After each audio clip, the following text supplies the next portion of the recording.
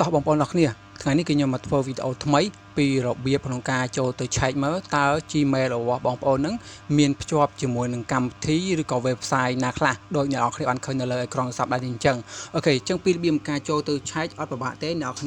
នរគ្នាគាត់ចូលមកក្នុងកម្មវិធី Gmail របស់អ្នកទាំងអស់គ្នាមកអញ្ចឹងវីដេអូនេះសម្រាប់អ្នកថ្មីបើសិនជាបងគាត់ចាស់ហើយបងអាចធ្វើការអមលងបានអញ្ចឹងណាបាទតែបងដែលថ្មីដែលគាត់បានមើលដែលគាត់អត់ដឹងណាបាទបើសិនជាបងប្អូនមើលវីដេអូនេះហើយបើគិតថាវីដេអូមានប្រយោជន៍ដល់អ្នកគ្នាកុំភ្លេចជួយ Subscribe Channel YouTube របស់ខ្ញុំអ្នកមួយផងអ្នកគ្នាដើម្បីបានវីដេអូថ្មីនៅពេលខ្ញុំធ្វើការ update ទៅអញ្ចឹងណាអូខេអញ្ចឹងដើម្បីឆែកអ្នកគ្នាចុច Line Profile មកអូខេចុច Line Profile ខាងលើហ្នឹងបន្តទៀតយើងមកធ្វើការចូលក្នុង Gmail របស់យើងមកនេះកន្លែងគ្រប់គ្រងគណនីហ្នឹងបាទអូខេបន្តទៀតដល់កន្លែងនេះអ្នកគ្នាធ្វើការអូសចុចក្រោមមកបើសិនជាទូរស័ព្ទអ្នកគ្នាជាភាសាអង់គ្លេស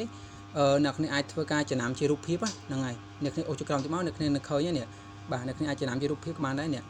ដែលរូបភាពចែកបាទរូបភាពអញ្ចឹងណាបាទរូបភាពអញ្ចឹងហើយដែលគេដាក់ថាកម្មវិធីភ្ជាប់បាទកម្មវិធីភ្ជាប់អញ្ចឹងភាសាអង់គ្លេសអ្នកគ្នាចាំជារូបទៅបើសិនអ្នកគ្នាអត់សូវចេះអង់គ្លេសដូចខ្ញុំអីចឹងណាដោយសារខ្ញុំប្រើជាភាសាខ្មែរអញ្ចឹងអ្នកគ្នាចុចលើនឹងមកបាទអ្នកគ្នាចុចលើនឹងមកអូខេអញ្ចឹងបន្តទៀតអ្នកគ្នានឹងឃើញអូសចុចក្រោមទៀតមកនឹងឃើញឈ្មោះហើយអញ្ចឹងបើសិនជាក្នុងករណីបងប្អូនឃើញមានកម្មវិធីក៏ website ណាដែលបងប្អូនគិតថាអត់ទុកចិត្តណាលើកម្មវិធីប៉ះកម្មវិធី scam កម្មវិធីបោកប្រាស់អីចឹងទៅអញ្ចឹងអ្នកគ្នាអាចធ្វើការ remove វាចេញបានអញ្ចឹងខ្ញុំឧទាហរណ៍ណាអ្នកគ្នាក៏ចុចលើនឹងមកដូចខ្ញុំឧទាហរណ៍លើ TikTok នេះមួយមកបាទអ្នកគ្នាចុចលើរូប TikTok នោះមកបន្តទៀតអ្នកខ្ញុំឃើញកន្លែងហ្នឹងអ្នកគ្នាអូសចុចក្រោមអស់មកណាអ្នកគ្នាបានធ្វើការចុចក្រោមមកអ្នកគ្នាគាត់ឃើញកន្លែងវាថាលុបនេះលុបទាំងអស់បាទអញ្ចឹងអ្នកគ្នាចុចលើនឹងមកចឹងបន្តទៀតនៅពេលដែលគ្នាចុចដល់កន្លែងហ្នឹងអ្នកគ្នាគ្រាន់តែធ្វើការចុចបញ្ជាក់មកគឺ app ហ្នឹងគឺលុបបាត់ចេញពីក្នុងទូរស័ព្ទដៃរបស់យើងហើយពីក្នុងកម្មវិធីGmail របស់យើងហើយអញ្ចឹងអត់មានភ្ជាប់ពាក់ព័ន្ធនេះទៀតទេអញ្ចឹងអ្នកគ្នាកុំភ្លេចឧស្សាហ៍ចូលមើលផងជៀសវាងយើងបានភ្ជាប់ជាមួយនឹងកម្មវិធីឬក៏ website ណាមួយដែលគិតថាវា